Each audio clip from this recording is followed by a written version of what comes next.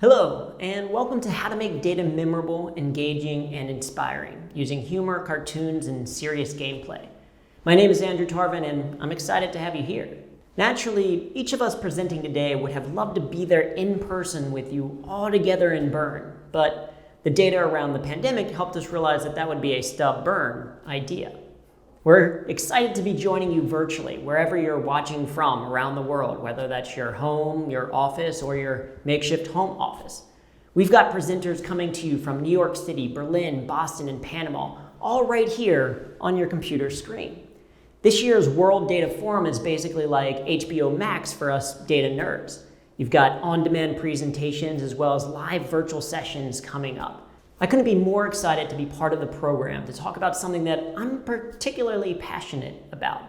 And to understand that passion, it's helpful to have a little bit of background about me. And probably the most important thing to know is that I am a nerd. If you're wondering what type of nerd, the answer is yes.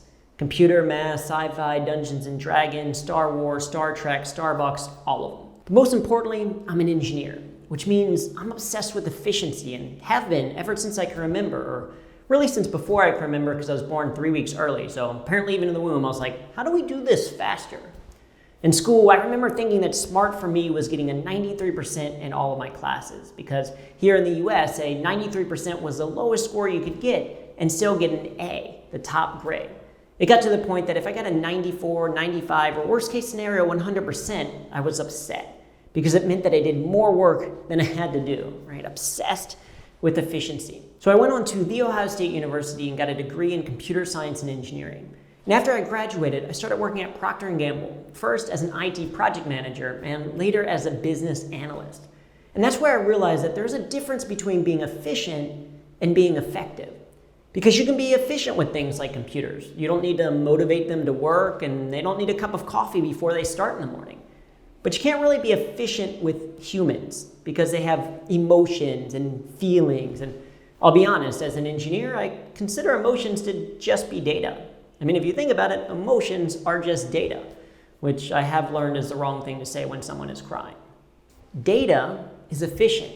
Data can make a point succinctly. It can prove or disprove a hypothesis. And it can even be the second officer of the Starship Enterprise. But data by itself isn't always effective. If your goal is impact, if you want to affect change, you need more than cells in a table, numbers on a chart, or bars on a graph. You need ways to make that data memorable, engaging, and inspiring. You need humor. I first learned the skill of humor in university when I started doing improv and stand-up in my spare time, when I wasn't studying or playing video games. I didn't realize how powerful humor was as a tool until I got to PNG. I discovered that if I started my presentation with a story, people paid more attention. If I added a joke to the end of my emails, people were more likely to respond. And if I facilitated a game with my team, they were way more engaged. And that's why I started Humor That Works, a leadership development company teaching people like you how to execute faster, communicate better, and lead further using humor in the workplace. Because as powerful as humor is, I didn't see a lot of people talking about it seriously. I learned this skill by chance, but why couldn't others learn this incredible tool on purpose? And that's not just one engineer's opinion. There's data to back up the value of humor. In fact, there are 30 benefits to using humor in the workplace, all backed by research, case studies, and real-world examples. You can check these out in more detail at humor.me/benefits. But as we know, data alone isn't enough. So to share why this is so important in today's world, our first speaker is Sabrina Uran. Sabrina Uran, PhD, is a development sociologist with more than 12 years of international experience in the areas of population and development, data and policy, adolescence and youth, as well as sexual and reproductive health. She works as regional advisor for population and development at the Regional Office for Latin America and the Caribbean of the United Nations Population Fund, UNFPA or UNFPA. During her career at the fund, Dr. Uran has worked in all major areas of population research and policy. She holds a master's degree in social sciences and a PhD in sociology from Humboldt University in Berlin, and serves as lecturer on global health and social medicine at the program in global surgery and social change at Harvard Business School. Sabrina, take it away. Thank you, Andrew, and thank you, organizers of the Third World Data Forum, for having us. I am very excited to be part of this year's event again. The forum has really become one of my favorite spaces for engagement with other like-minded data enthusiasts like you. I have attended all 3 fora in Cape Town, Dubai, and now here in virtual Bern space. And every time I have enjoyed my participation a lot. So I am once again looking forward to great presenters, new ideas, and a shared ambition to advance the data landscape and also to increase statistical visibility to ensure no one is being left behind. And this year we are doing it virtually, and we are not the only ones confined to our houses, right? So are hundreds of thousands of national statisticians, data analysts, and census takers. 66 countries were scheduled to conduct a population census this year, and the implications on census by COVID-19 are severe. We see cancellations, we see delays, we see major disruptions. But the data coming from censuses serve as the backbone to any sustainable development planning. 107 of our SDG indicators are reliant on censuses for their calculation. Right, and the 2020 census round could be the most important in our lifetime. It will decide how billions of dollars or other currencies will be distributed to local communities, including healthcare, public school, and food distribution. Consider the implications that community might feel for every uncounted individual. At the same time, however, we have a real opportunity here, right, to take advantage of the delays created by COVID-19 to improve the data collection mechanisms to ensure we collect the data needed to advance sustainable development. As you can see, I am very passionate about census, and I understand that a passion for census is not the most obvious thing. My friends laugh because my interest in statistics surpasses my interest in restaurants, fashion, or TV shows. I thought that the Game of Thrones was a game show until my millennial friends corrected me otherwise. So maybe a bit of background about myself. I work at the United Nations Population Fund, UNFPA, as the regional advisor for population and development for Latin America and the Caribbean. And I have dedicated my last 12 years to advance the mission and mandate of UNFPA, with particular focus on our work on strengthening data for sustainable development. But as important as the production of data at national level with full disaggregation in accordance with the fundamental principles of official statistics are, it is not enough. It is not enough because we need to advance our ambition to make data more available, accessible, and relatable to those individuals and groups whose decisions and well-being depend on the evidence coming from those data. We have a responsibility to ensure that the investments we all make towards the collection of data and the production of analysis actually leads to better decisions and ultimately enable people to live the lives they value living. Let's look at data communication of one example of getting the data to the people we serve. Right? Too often we embed important facts and messages in presentations that are not really engaging nor geared toward the audience. And we don't need data to know that. But we all have been in those presentations where we see one slide after the other filled with many, many words that do not necessarily total up to a clear message.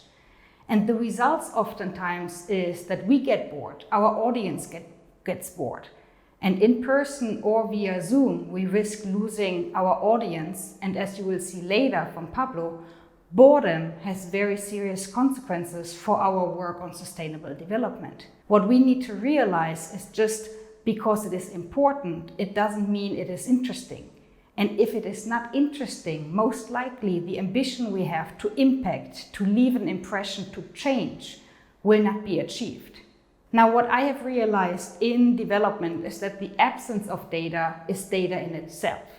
Right? Just because we do not have geographic information on a certain area doesn't mean that this area does not exist.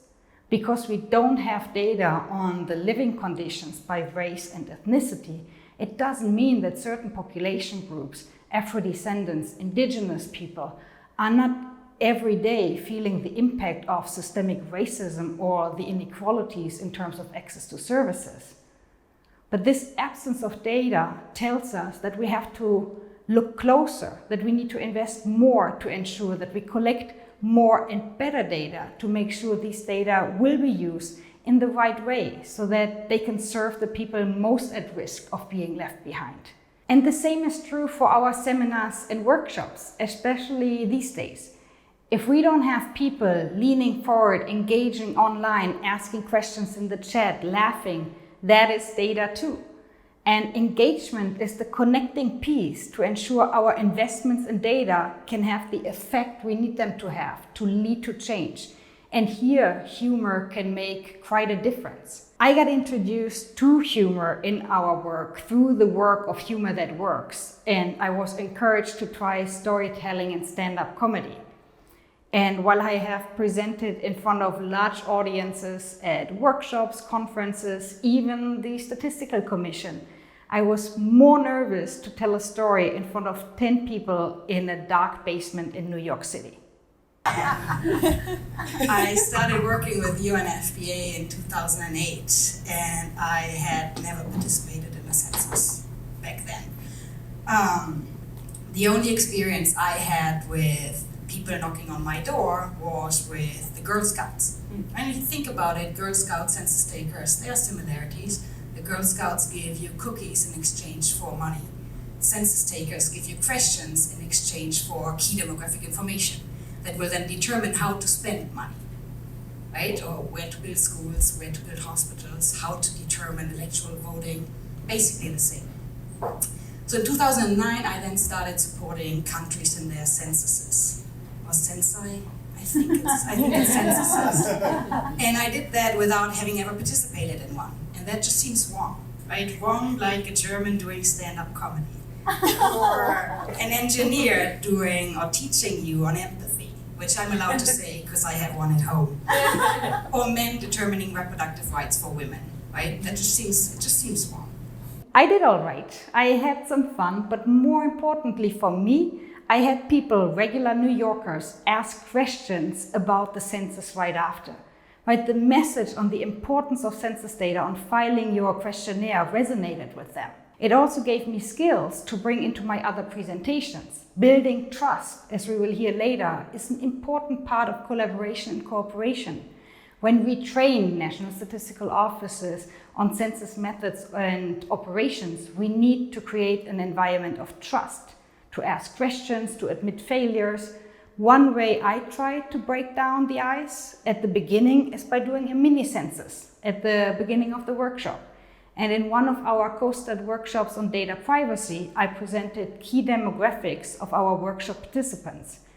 And we all laughed at the fact how easy it was to identify the only German-born US resident in the training. Right? And we made a point for data privacy. So I realized a bit of humor can actually go a really long way. So my call to action is to take humor and laughter seriously in our work. Consider humor being a statistical challenge you want to solve.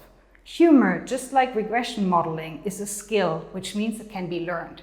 So I encourage you to take your chances to do so. Thank you. Thank you, Sabrina. I'll be honest, now I want some Girl Scout cookies, but not the Thin Mints, because I'll admit, I'm not a fan of mint chocolate. I've never been eating chocolate and thought, you know what would go great with this? Toothpaste. But aside from the cookies, there are a few things that I think are really key about what Sabrina said. First, that just because something is important, it doesn't mean that it's interesting. Otherwise, we would all actually read those legal disclaimers before clicking accept on anything and everything.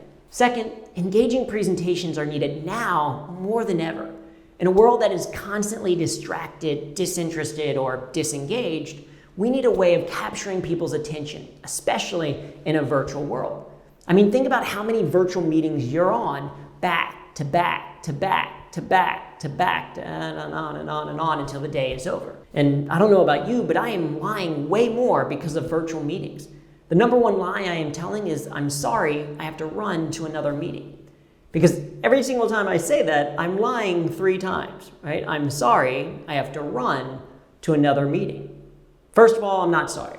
Not sorry, Todd, because there's no way this should have been a 2-hour-long Zoom meeting when it should have been an email. Second of all, I have to run. I'm not running anywhere. I'm working from home. Where am I going to go? The living room? And finally, that other meeting that I'm running to is just not being in this one anymore. But perhaps the most important thing that Sabrina said is that humor is a skill, which means it can be learned. And I know it can be learned because I am someone who has had to learn how to use it. I've performed in over 1,000 shows as a stand-up comedian, improviser, and storyteller. I've performed in all 50 US states, 30 countries, and on one planet, this one. My TEDx talk on the skill of humor has over 8 million views and over 100,000 likes. But when I recently saw some old classmates of mine from school and they found out that I did comedy, they said, "But you're not funny." And that's because growing up, I was never the life of the party or the class clown. I am very much an introvert. If you know your personality assessments, I am a type A blue square conscientious INTJ with the sign of Aquarius. That means I'm a stubborn, ambitious introvert who likes long walks on the beach by myself. But just like we have different personalities in our day-to-day behavior, we also have different personalities in our humor. And at Humor That Works, we believe that everyone has a sense of humor and anyone can learn to be funny-er. Not necessarily laugh out loud hysterical. I mean, you won't watch this presentation today and immediately get a Netflix comedy special, but that's not the goal. Our goal is to help you understand how humor might be able to help you make your data more engaging. To showcase the diversity of how humor can be used, we're going to take a look at how 3 different experts are using humor in their own work, all with the goal to better communicate data in a way that leads to impact and action. Up first is Belina Raffi. Belina Raffi is the CEO of Mavit.com and the founder of Sustainable Standup. She is a consultant, workshop designer, and facilitator, writer, and global speaker.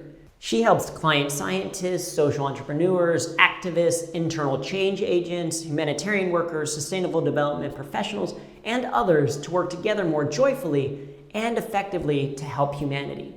That includes helping organizations align with nature's principles so they can shift their sustainable goal projects from being less bad to good, and how to communicate important climate and social issues using a compassionate form of comedy. Belina has an MBA from the Cranfield School of Management and has studied with some of the best improvisers on the planet. Please welcome to your screen, Belina. Introduction. I am Belina. In the background is my pug pillow that's helping me get through Corona. I'm based in Berlin. Thank you so much for joining our session. So I, during university, failed statistics on 3 separate occasions. And I really tried. Actually, as an adult, it irritated me so much that I had failed that course that I took an evening class and I ended up with a B, which I was happy with. There's something about the process of getting to data analysis, getting the data out, and as well as important stats that aren't being communicated well. So I'm so delighted that you're at our session. Maybe you can help not only change the world, but also change the process of how statistics and things like that are taught. There was a flyer that I saw many years ago in Montreal that really brought home to me that people who are making the world a better place really need help with communication. And it was this one. So climate change, economic collapse, be a contributor, not a victim. And the photo is a little blurry because I was laughing when I took the photo. And for me, what was very clear, having studied stand-up comedy, is that their premise is not clear. And I could imagine 2 very different sorts of groups showing up to that meeting. What do I mean by stand-up comedy?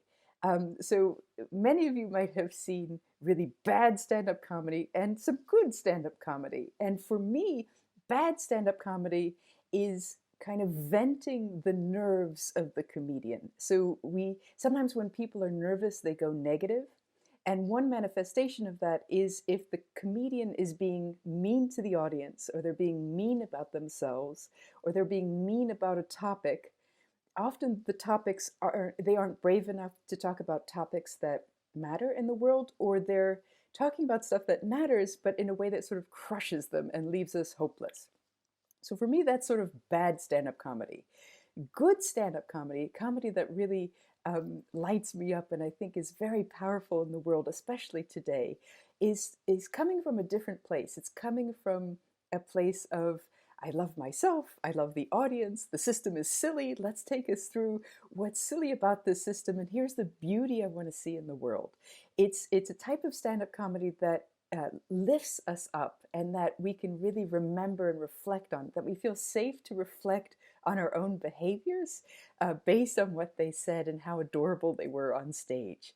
So that for me is good stand-up comedy. And the way that I got involved in doing sustainable stand-up, or my first connection with this topic, in terms of kind of making the world a better place, I have lots of other projects which sort of feed into this. But in terms of stand-up comedy, one of my early memories was in 1991, Jake Johansson, the comedian, did a fantastic show called This'll Take About an Hour. And I still remember lines from that 29 years later. In 1996, I took my first stand-up comedy class, and I just loved it. I thought it was such an amazing way to be able to tell the truth in ways that people will listen. One of the things that I find useful in just any sort of communication is just looking at joke structure. So there's a book called The Comedy Bible by Judy Carter, and high level jokes are basically a serious part and a funny part. And she breaks it down and she says, look, in terms of the serious part, usually there, not always, but usually there is a topic. So what is this thing about?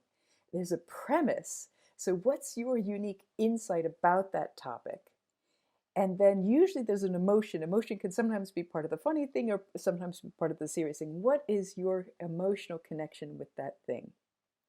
So that's usually the serious part. And the funny part is taking all of that information and going somewhere with it. And that's usually the punchline. So there's a twist, there's something interesting that you are unexpected that works with all the information that you've just set up, but takes you to an unexpected place.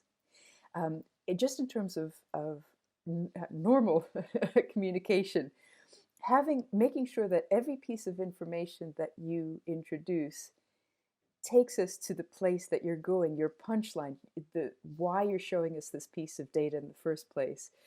That's a really useful discipline to have. And in terms of application, so I've run Sustainable Stand-Up, this course, about 36 times across 10 countries. And there's something really universal about this way of doing stand-up comedy. And let me give you 3 examples that I've had in recent courses. So there's a fabulous lady named Izzy, and she is a marine biologist. She works for Earthwatch, and she was telling us in her set about sometimes she would go into the Thames River with waders on, and her job was to take kitchen scales and weigh eels. And in the Thames River, there's a lot of chemicals that are leaching in, man-made chemicals, and one of them happens to be Viagra. And so one of the things that Izzy struggles with is erect eel dysfunction. So although that's obviously an extension, an exaggeration, what I love about that construction is it takes us somewhere delightful. And because of that, what lands is people have jobs where they're having to monitor the health of animals in an ecosystem because some of our chemicals are leaching into that system, including things like Viagra. So she tells us, she gets across serious information, but in a way where our defenses are down. We're not pushing it out because where we end up is somewhere actually quite delightful. There's another guy named Matt, and he is a forest fire ecologist. He's based in Canberra. And as you know, a lot of Australia was on fire, climate change related fire. And one of the things that was happening was there was a disinformation campaign to say that the fires were man-made and not having to do with climate change. So one of the things that he said in his set was actually, in this case, climate change was working for us because it was way too hot for the arsonists to go outside and light the fires. So I thought that was quite a nice and gentle way of making obsolete the disinformation that was being spread. Last one, Becca. So there's a lovely lady named Becca. She's based in Bristol, and this was our most recent before the lockdown show. And Becca works for a sustainability festival, music festival, and she's worked there for several years, and she's stopped eating beef. And she said that because of her job in the organization, she tells other people that it's because of the crippling emissions of the intensive agriculture and because of the cruelty in the system. But really, she read on the reason that she stopped eating beef is because she read on Twitter that cows have best friends. So I love that.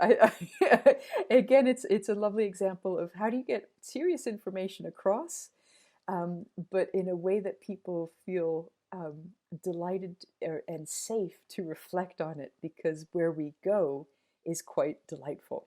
So if you're brand new to Standup, what can you do to help boost the way that you communicate data today? There's a few things. One is make sure that your premise is clear, especially with those who are not working intensively in your field, but even sometimes those who are working right with you. So check your messages with other people and remove information that is distracting. So make sure that you have sort of a clear thread of what you're trying to communicate. Another thing would be that it's way more powerful to use one piece of data that is really powerful and contextualize it well and help us understand where you want us to go, than to include 4 pieces of data which sort of fight against each other as we're trying to process it. For me, that's happening when I watch the news about the rising corona stats, because each time the numbers are so important, but if a bunch of them are put together, I can't process it. So if there's something that you can do to just highlight one and contextualize it and help us reflect and really internalize it, and then possibly move on, that's the way to do it instead of put them all together. And I guess the last thing is please reach out to me, reach out to Drew, take our courses. Everybody who's on my course is an absolute beginner at stand-up comedy, and I prefer that because it's quite unusual to bring together doing stand-up comedy in a very loving way about stuff that matters. So please reach out to me or Drew. That's one thing. Another thing that you can do. The third thing, and in terms of my closing thoughts, because of the global pandemic, because of mass uncertainty and lots of other things that are going on in the world, I think we need to be cognizant that our ambient stress, not just for ourselves, but for our audiences, is incredibly high. And what that means is, if we think of our brains like a horse and rider, the limbic system and the reptilian brain are the horse, and the rider is the prefrontal cortex. Our rational bit, the prefrontal cortex, is spending a lot of energy just calming the horse. So if we can engage with the horse in a loving way, that frees up the cognitive bit to be able to listen to our rational argument. And I think that's what's really needed now, especially in data that could help make the world a better place. If you do it well, it means that people will remember parts of your presentation, maybe even 29 years later, like I remember with Jake Johansson. Have a lovely day. Thank you, Belina. Not only was that a great explanation of the value of stand-up, you can tell she practices what she preaches. She started with the authenticity of her pug pillow, shared stories, and gave specific examples of how others have added humor to help their message. And while you don't have to be a stand-up comedian to use humor, it's great to learn from them. As Belina shared so well, clarity and brevity are keys to both jokes and clear communication. And like a comedian, you want to have a clear idea of what you want the audience to focus on in each message you share. Now we're going to go to the other end of the humor spectrum, from verbal jokes to visual commentary. To talk about cartooning, up next we have Emmanuel Letouze. Emmanuel Letouze is the director and co-founder of Data Pop Alliance, a coalition of big data and development co-created in 2013. He is a visiting scholar at MIT Media Lab, a research affiliate at Harvard Humanitarian Initiative, and a research associate at Overseas Development Institute. His research and work focus on big data's application and implications for official statistics, poverty and inequality, conflict, crime and fragility, climate change, vulnerability and resilience, and human rights, ethics, and politics. I mean, basically everything to save the world. He holds a BA in political science and an MA in economic demography from Sciences Po Paris, an MA from Columbia University School of International and Public Affairs, where he was also a Fulbright Fellow, and a PhD from the University of California, Berkeley. He is also a political cartoonist for various publications and media as Manu. So, hello, Manu. Hello. So thank you for joining this session of the third UN World Data Forum on how to make data memorable, engaging, and inspiring using cartoons, humor, and serious gameplay. So in the next 15 minutes, I will talk specifically about cartooning and political cartooning, which is something that I've done for many years in parallel with my activities as a development economist, as an economic demographer, and as director of Data Pop Alliance for the past 7 years. I will try to share my perspectives on a rather personal level about the influence, the interplay, the interaction between those two activities, but hopefully with broader applicability for some of you and in ways that I hope will be memorable, engaging, and inspiring. So to put my reflections in context, I'd like to share a little bit about my background and trajectory, and also why I'll be taking a rather personal perspective. So I've always done cartooning, as most or all children. When given the opportunity, I started doodling, drawing at a very young age, but then I never stopped. So I was the sort of high school cartoonist for the high school newspaper, and then the cartoonist also for newspapers at the university during my studies at Sciences Po in Paris, then at Columbia University, and then at UC Berkeley, where I did a PhD in demography. Throughout my school years, I was always doodling in class, which some professors, teachers found to be a bit unsettling and unnerving. And so to this day, I still do that. So this is, for example, my current work notebook. So I doodle while taking notes as a way to concentrate and try to also think about ideas. I started, let's say, my career as a political cartoonist in 1997, so at age 21, when I was given the opportunity to work as an editorial cartoonist for a regional newspaper in France called L'Union. And so, which happened to be the newspaper where Cabu also started his career in the 1950s, and Cabu was one of the giants of political cartooning in France and I think globally. And so that happened after I organized a conference in my university about press censorship, during which I had the opportunity to illustrate the conference live with another Charlie Hebdo cartoonist called Tignou, who had invited me to draw with him live.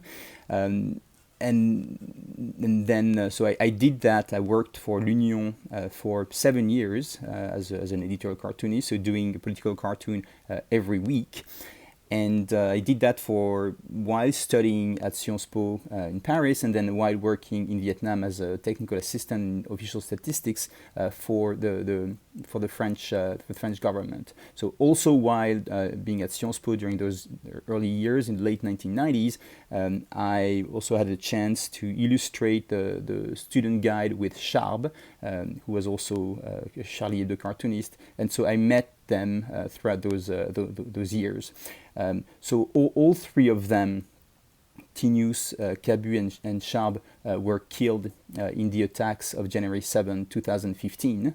And maybe as a symbol, I was actually in Paris at the French Development Agency on the day of the attacks. So when we heard about the attacks, and so discussing a grant for Data Pop Alliance. And so this is all to say that those two activities of political cartooning on the one hand and development economics, economic demographies, development, my work as director of data populance have always been very closely intertwined. And also that political cartooning is something that is very, very dear to me and very, very close to my heart, which is why I'm taking a rather personal perspective to reflect on the topic. A first very simple way in which being a political cartoonist, having I think a political cartoonist or cartoonist mindset and eye have influenced my work on data is data visualization, and so there are people like Edward Tufte or David McCandless, of course, who have been pioneers in this field of data visualizations. So trying to convey information, statistics in engaging, compelling, memorable ways. And so I've tried also doing that in my work. For example, when I was working on the UNDP Human Development Report in 2009 on migration, I asked to be in charge of the data visualizations for the report, and worked with a graphic design firm in New York to try and make them a bit more engaging than what had been done in previous years, which only relied mostly on bar graphs and bar charts, pie charts, etc. So another way is more broadly is about graphic design. So I think I spend quite a bit of time when we publish reports to look at the graphic design of the reports, and then another example is when we were trying to come up with a logo for Data Pop Alliance. So I spent a bit of time drawing the logo on my tablet, and then asked a friend to actually do it like nicely through like a standard graphic design. But I think these are some of the ways in which being a political cartoonist has an influence on my work on data. And something that I find very interesting is that all forms of art are data. So music is data. It's a code. It's a very mathematical code.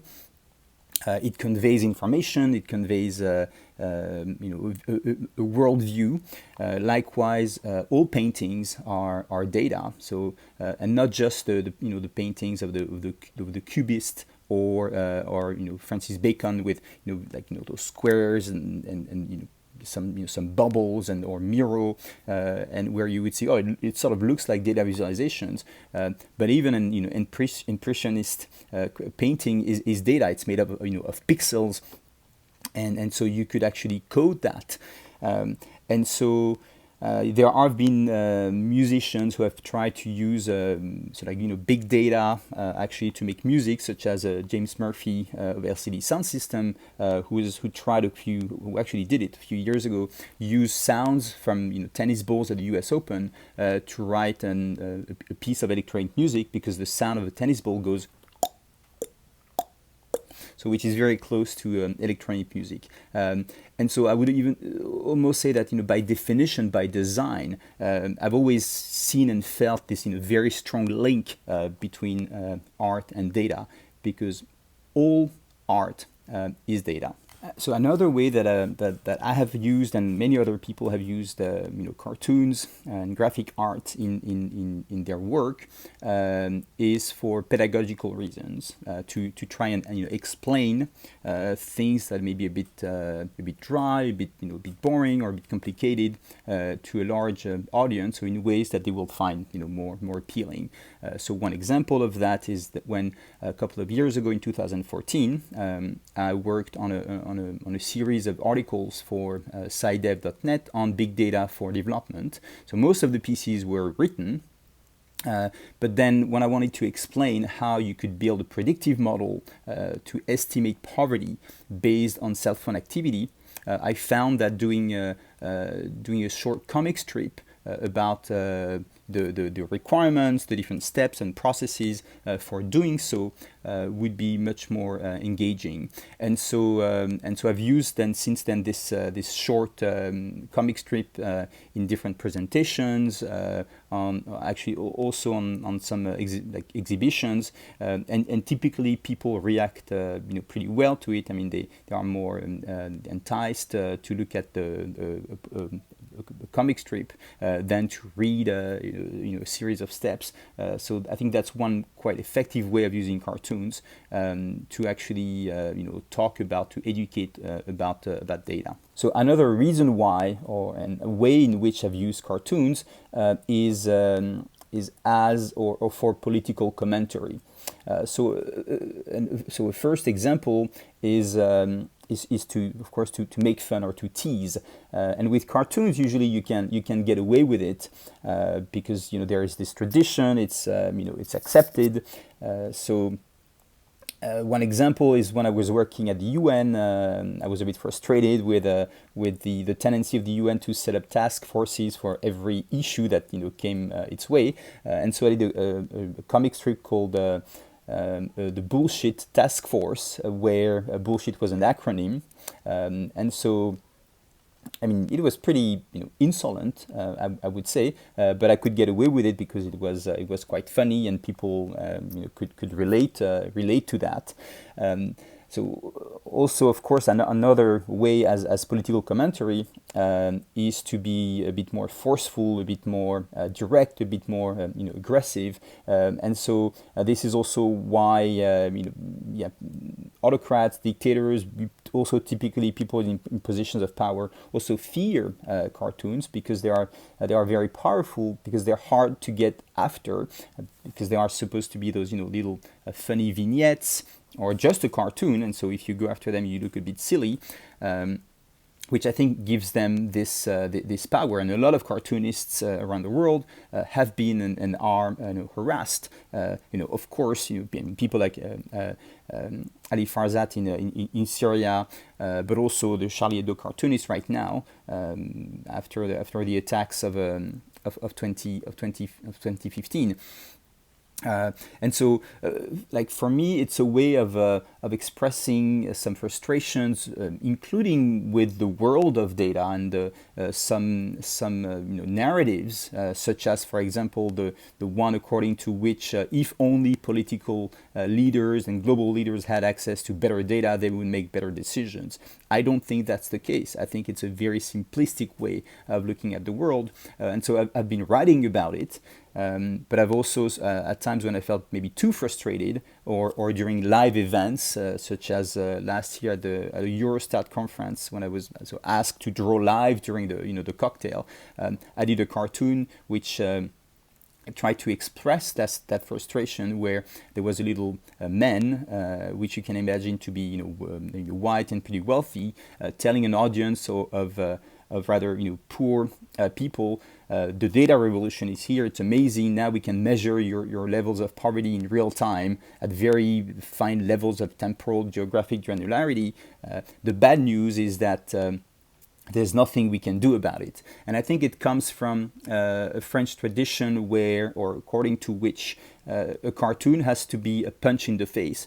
So it can lack nuances, it is a caricature, it can be a bit simplistic, it gets to a specific angle of the issue, but you can get away with it because people understand it to be that way. And so I found it to be quite powerful to express things more directly than I could do or get away with in writing.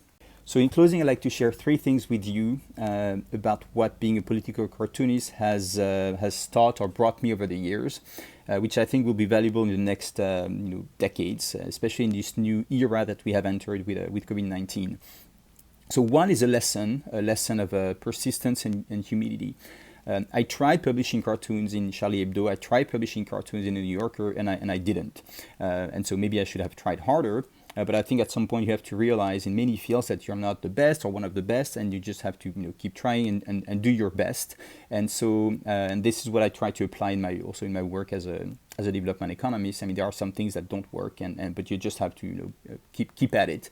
The second is a mindset. So the mindset is one of always trying to be curious, creative, versatile, to have an open mind, open eyes. And that's really something you need to do as an artist, as a political cartoonist, and so also something I try to apply in my work and life. And the last one is an ethic. And so the ethic of a political cartoonist is one where you always have to be a bit angry. So not to be angry all the time, but not to be complacent. And so I also try to apply that in my daily work and in my life. And in particular, I think one way of doing that is to tear down the walls that we have set between our professional and personal lives, where this is just a job, or there are some rules and real politics in professional settings. I think we should be more wholes, wholes as in WHOLES, so more like unities, and really every day, every time of the day, try to fight for what we think is just, and against what we think is unjust. Thank you, Manu. And what a great point that art is data and data is art. And it's the combination of the two, art and data, that can create incredible impact, as demonstrated by his cartoons. But what if you're not much of an artist? The good news is that your drawing doesn't have to necessarily be a work of art to work as art. At the end of my internship at Procter & Gamble, I had to give a presentation to a review board about what I had accomplished that summer. Rather than give a standard, dry, boring talk full of bullet points, I decided to create my slides in Microsoft Paint. The presentation ended with a visually accurate depiction of the review board that day. And yes, that's what led to me getting a full-time job. The other good news is that you don't always have to be the humor creator, but rather you can be a humor curator. You can leverage the great work other people have done in your work by using their images, quotations, and even cartoons when communicating data. Just be sure to give proper credit and don't violate any copyright rules. There are cartoon repositories you can go to for licensing content, and plenty of sites where you can find images and video under a Creative Commons license. And spoiler alert, you'll even see an example of how this can be used effectively in our last presentation. And to round out our humor examples, let's talk about serious gameplay. And I can think of no one better to share how powerful games can be in communication than Pablo Suarez. Pablo Suarez is Associate Director for Research and Innovation at the Red Cross Red Crescent Climate Center, as well as Visiting Fellow at Boston University and Artist in Resident at the National University in Singapore. He has consulted for the United Nations Development Program, the World Bank, Oxfam, and about 20 other international humanitarian and development organizations, working in more than 60 countries. His current work involves creative approaches to climate risk management, ranging from self-learning algorithms for flood prediction to collaboration with humorists to inspire thinking and action. Pablo holds a master's degree in planning and a PhD in geography. So, welcome, Pablo. Hello, and thanks for the opportunity to be with you. I'm Pablo Suarez. I'm a math geek from Argentina. And about 2 decades ago, I was working intensely on using the language of mathematics to understand and address change. What you see over here is an example of my doctoral research analysis. Lots of numbers, lots of data, lots to show, no one looking. And I wasn't alone, and I'm not alone. There's a lot of data that deserves to be understood and addressed, and yet not much is being done about it. Here is a tweet from a meteorologist in France who found in the temperature anomalies of his region what looked like the scream. This is how some of us feel when we are creating data that should make us scream into action, and yet action doesn't happen enough. So what can humor do to help? How can humor link to data? That's something that I've been having the fortune of exploring with Drew, with Belina, and with many others. And I want to give you a taste of this over the coming 15 minutes or less. This cartoon, let me see if I can make it full screen and I can become transparent. There we go. This is a cartoon by Bob Mankoff. The red dotted line I added. because I often use this cartoon to illustrate one of the fundamental aspects of what data tells us. This looks like a normal day for a normal couple sitting on a couch, except that something's different about the context. The couch is on a river, the river is approaching a waterfall. And as their dotted line tries to indicate, change tends to be gradual until it is abrupt. The caption of this cartoon is, "Brad, we've got to talk." And guess what? Yeah, we've got to talk, but those of us creating data are not that good at creating dialogue by showing data. For example, here is one photo from one of the many UN events I've attended dealing with risk. Tens of thousands of people convene every year in multiple events. Look at those faces. Look at that body language. This, by the way, was the photo used by the event organizers to promote the event. Would you like to be there? How much humor is in that room? From my first emotional experience of my presentation went well, but I failed to accomplish much because people are not tuned in, I realized that I had to try something different. And I've been engaging with professional humorists, professional game designers, professional comedians, people who know how to harness the power of what makes us tick in order to enhance communication processes that can lead to good work. Let me take you to Southern Africa. I happen to work with a team called the Red Cross Red Crescent Climate Center. We help communities and teams and countries around the world to anticipate and address what can go wrong with climate-related issues. And, when I help farmers understand that they are in a floodplain and that the satellite image may tell them when the water is coming down, they're like, who are you and why should I do as you say? What do you know? Why should I trust you? And they're entitled to that, because those who are not well today, it's usually because someone didn't do much to help them. And we need to recognize the importance of dialogue, the importance of trust building. So if we've got to talk, how can we talk? One option is to show up and show data. Another is to create playfulness. This is a photo from a workshop on the Zambezi River floodplain, where we help farmers engage in a conversation about linking early warning about floods with early action through a game where they actually had to run to take the action that they would take in the context of a flood warning. Look at that body language. Those muscles are engaged, they're running forward. But if you look at the faces, there's big, broad smiles. Humor is in the air. And neuroscience shows us that when you're having a good time, you construct memories that get stored more intensely, more deeply, and they're easier to recall. You know, all the time that in the airplane they tell you what to do in case of an emergency, it's boring, you tune it out, you may not remember when you need it. Humor is helping us engage folks at very different levels in understanding and addressing how data can become action.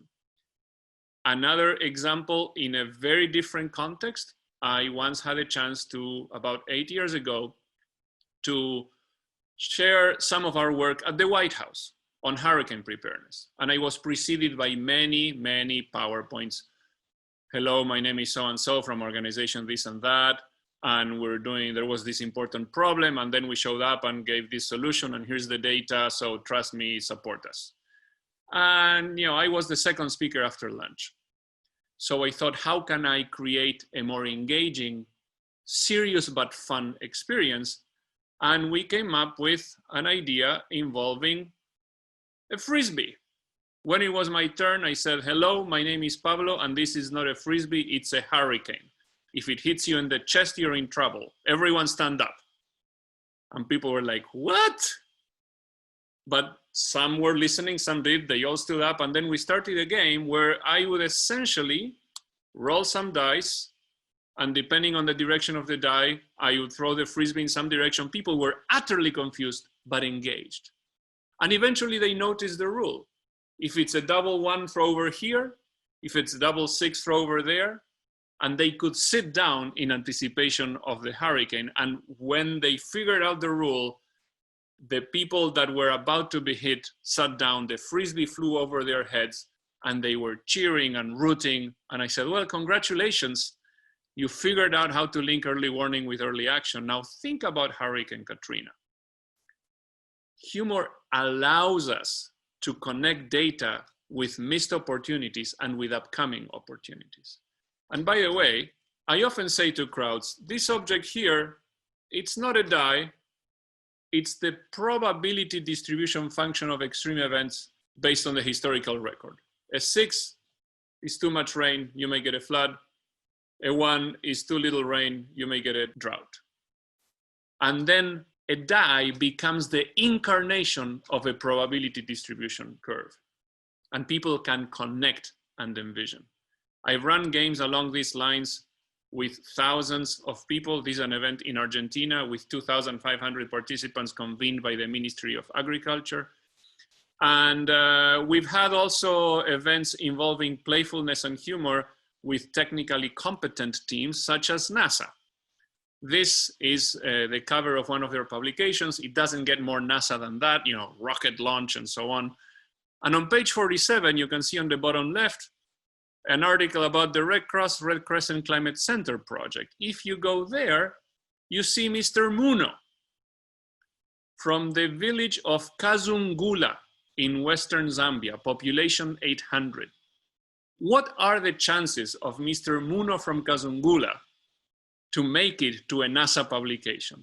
Well, he made it because he was part of one of our projects playing a game with farmers about how to connect satellite images with flood warnings with early action to save lives and assets. This was noteworthy for NASA, so much so that they invited me to spend 4 days with my colleague Andrew, training them on how to link knowledge and data with action. Here is one of our early sessions.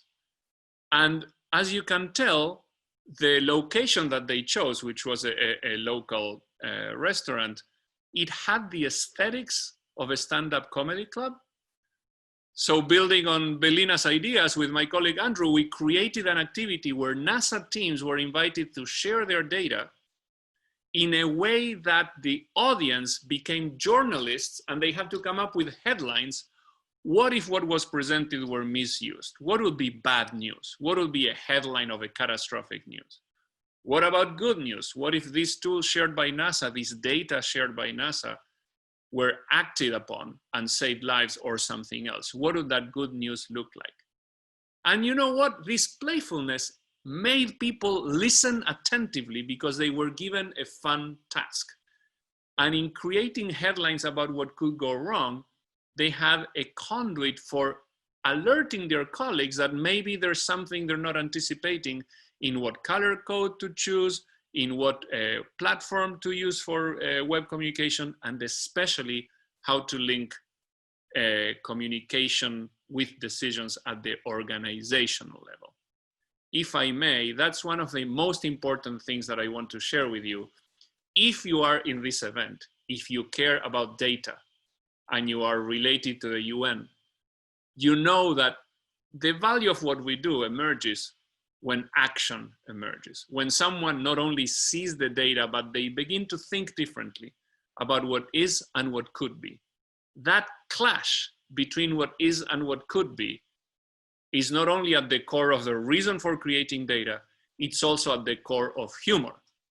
Humor works well when there's that clash, when there's that gap between what is and what could be. When something is unacceptable yet accepted, humorists know how to craft something that makes us be confused, then maybe smile or laugh, haha, and then, aha, I get it, this is about us. Now, I've also played with data visualization. Here is one example from the Understanding Risk Conference. This beautiful object is data from a river in West Africa, the Mono River in Togo, downstream of a hydropower dam. In white, you see what's coming from upstream. In blue, what's going downstream. And this data shows for about a dozen years how there's a rainy season, how there are some peaks that are more severe than others. And this allowed people to create curiosity and engage in the context of a serious conference.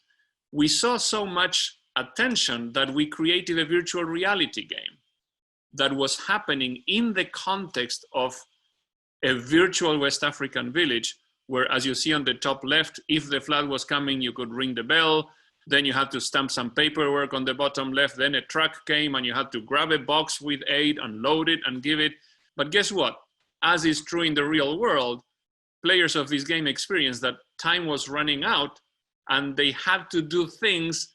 By the time they signed the paperwork and the aid was arriving to the flooded village, it was too late. So we created, in the context of that game, an opportunity to interact with the data so that there would be a forecast of flooding based on how much water was coming from upstream the dam and how much was likely to go downstream. Here on the left, you see a colleague who is now with the German government, and he was establishing, through this virtual reality game, the danger level at which flood risk should trigger funding for flood preparedness. And we created an augmented reality version of this to visualize data from dams, and you can click on any of those red ears and data appears and photos appear of the Red Cross operation. And there's so much that we can do to create playfulness. So allow me to re-emerge here. And what is it that I hope you folks will be carrying away from all of this? I'm a data geek. I have created, look, data sculptures, population pyramids, linking back to the population work that Sabrina has shared with you. I have created mathematical models of financial instruments for insurance, addressing drought risk and all sorts of things. Nothing works as well to engage people as humor does. Humor and playfulness are wired in our brains as engagement modalities to pay attention, to try to figure things out, and to work with others. Change happens at the speed of trust. And humor and play engenders trust. If you have data and you want that data to be trusted, do a good job, of course, with data processing and your good sources and your visualization approaches, but consider data play and data humor as part of your tools to make it all more useful. While people have serious fun, better results can emerge. Feel free to reach out to me. I'm Pablo Suarez with the Red Cross Red Crescent Climate Center, and I'm guessing you can find me via Google. Here is one of our publications, Games for a New Climate, Experiencing the Complexity of Future Risks. And here's a website you may want to check out at climatecenter.org, Climate Center spelled the British way. If you go to resources on the right, you will find our page on games. And there are lots of games, from very simple to somewhat sophisticated, games that you can play with illiterate farmers, games that we have played with World Bank senior leadership, and everything in between. We are geeks, we are data nerds, and we are trying to help data become action. So wishing all the best to you and looking forward to what awaits. Bye-bye. Thank you, Pablo, for showcasing a little bit of everything in your work, which is a great reminder for those of you watching right now. You don't have to limit yourself to one style, but rather adapt to what will work best in your unique situation. The truth is, humor is subjective. That people laugh is universal, but what people laugh at is dependent on a variety of factors. That's why at Humor That Works, we train people to think of their humor map, which stands for your medium, audience, and purpose. The medium is, how are you going to execute your humor? Is it in an email, a virtual presentation, or a workshop? A cartoon is great when you are presenting, but not so great when you're talking to someone on the phone. Okay, so picture this. There's a couple sitting on the couch heading towards a waterfall. Like, it's not really going to work. So adapt your message to your medium. Next, your audience is who is going to receive that humor. What do they need to know, and what do they expect? And can you deliver what they need in a way they don't quite expect by adding a little bit of humor to how you deliver the message? And finally, what is your purpose? Why do you want to use humor? Because this isn't about humor for the sake of humor. It's about using humor to achieve a specific goal. Do you start with a story like Sabrina to get people to pay attention? Or do you make an analogy like Belina to improve understanding? Do you incorporate cartoons like Manu to increase the acceptance of an idea? Or do you facilitate exercises like Pablo to keep people engaged? No matter your style, humor is something you can learn to use effectively. And it all starts with a choice. When you prepare to present, what's your goal? To share data or to create impact? If you want to learn more, connect with a person from today who you most resonated with. Here's everyone's contact information, myself included. Reach out via email, online, or in the event app. We'd be happy to connect with you. And feel free to share something you've learned from today in Attendify or on social media. Just don't forget the hashtag #UNDataForum. If you're looking for specific training, Belina has a great program called Sustainable Standup, which you can learn about at sustainablestandup.com. Manu has made a number of his cartoons available at humor.me/ManuCartoons, and Pablo shared a great resource on learning games at the Climate Center website. At Humor That Works, we have one-on-one coaching as well as group workshops. We also offer free open mics every Saturday for people to test material, which you can learn all about at humorthatworks.com. Your journey into using humor starts with a choice. You choose every day how you're going to present your work, so why not choose to be more memorable, engaging, and inspiring? Why not choose to use humor, cartoons, and serious gameplay? Why not choose Humor That Works? You all have been great. I've been Andrew Tarvin, and oh look, I'm sorry, but I have to run to another meeting.